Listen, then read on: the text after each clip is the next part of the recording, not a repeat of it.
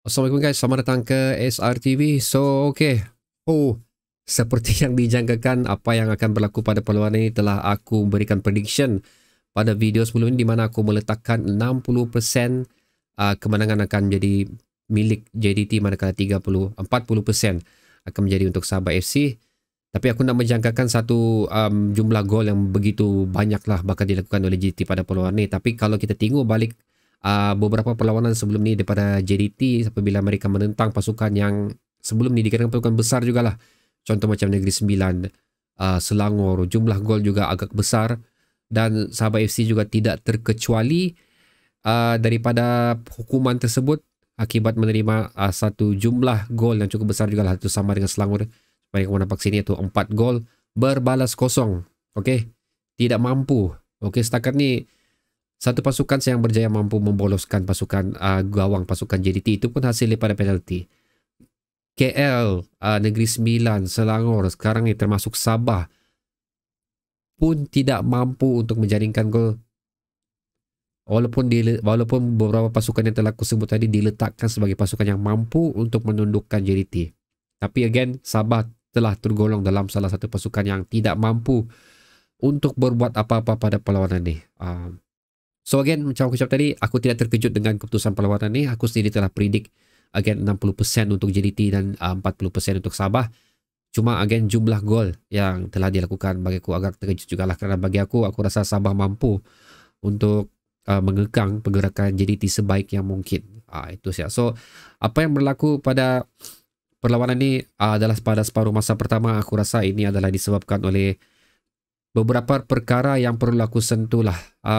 Pertama sekali adalah kesebelasan utama yang telah dipilih oleh OKS pada perlawanan ni, di mana bahagian midfield sekali lagi kita nampak Telmo tidak dapat diturunkan. Aku pasti ini adalah kerana kecerdasan yang belum mencapai tahap yang sesuai untuk beliau turun pada perlawanan ini, telah membuatkan gandingan Pak Tesu dan juga Irfan Fazail adalah merupakan satu gandingan yang baru pada perlawanan ini. Jadi ini adalah merupakan satu kesilapan pertama yang aku nampak. Seterusnya adalah bagi aku formation, of course OKS masih menggunakan 3-4-3 pada perlawanan ini, tapi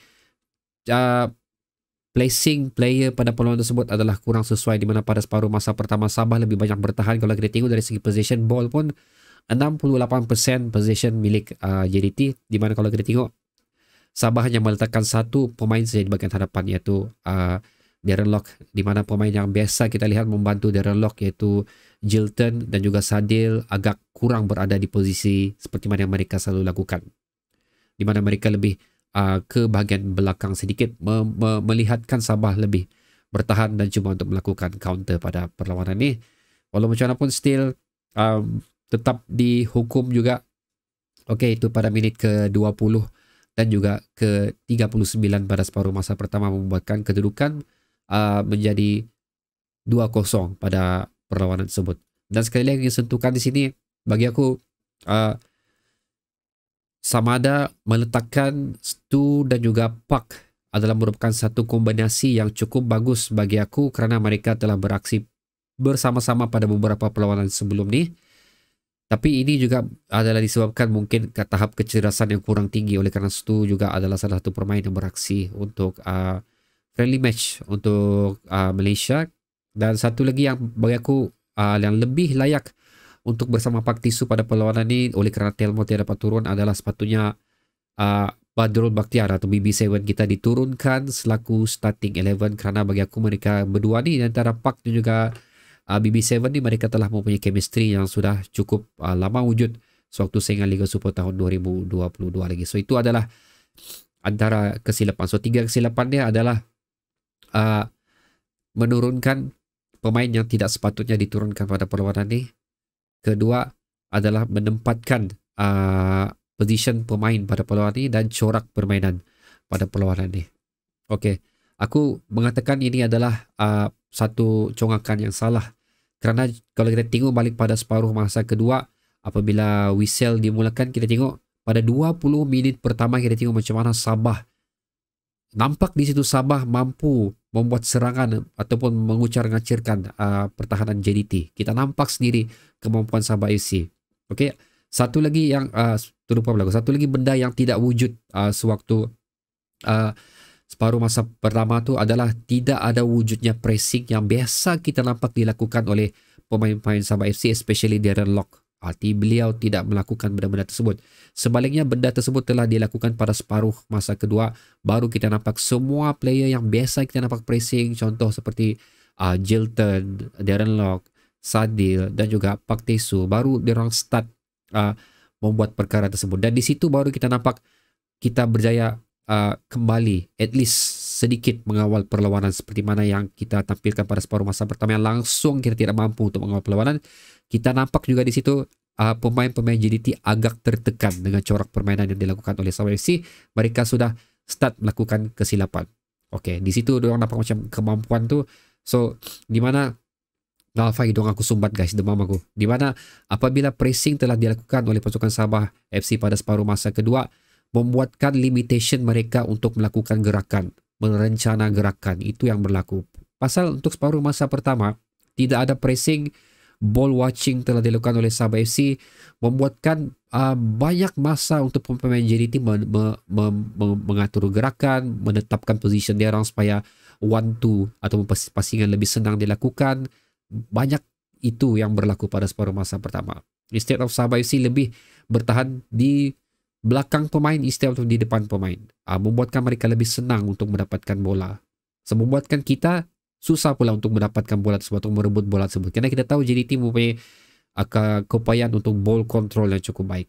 Dan sekali lagi, separuh masa kedua tu telah membuktikan bahawa kita mampu untuk bersaing dengan JDT walaupun dengan bukan tahap sama dengan JDT, at least mampu untuk merencana sesuatu pada 20 minit pertama separuh masa kedua, membuktikan di situ sebenarnya kita mampu untuk melakukan sesuatu.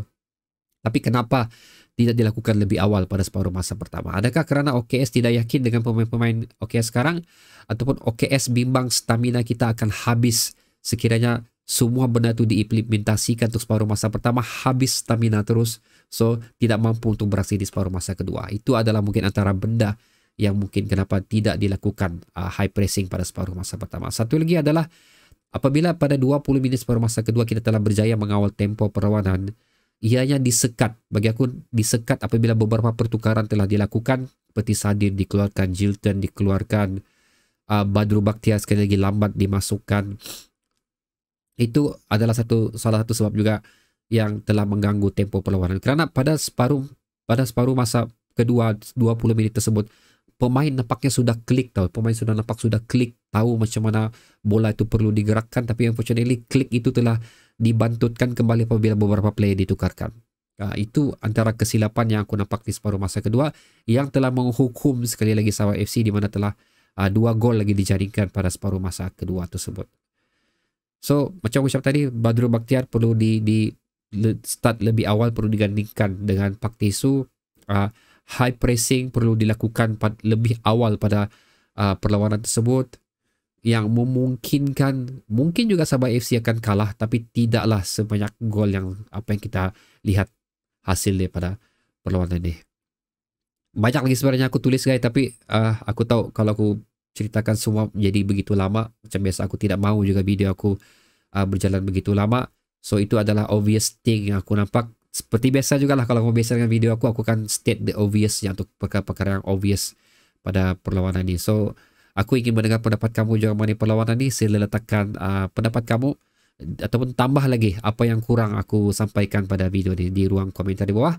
Kita akan berdiskusi di sana pula lah. So basically itu adalah share aku daripada apa yang aku nampak pada perlawanan ini. Again, ini adalah pendapat aku saja, bukan aku cakap benda aku cakap ni betul. So okay guys, macam biasa, ulasan aku sudah selesai setakat sampai ini saja, dan aku ingin mendengar ulasan kamu juga di ruang komentar di bawah. So, kita berjumpa lagi di video seterusnya.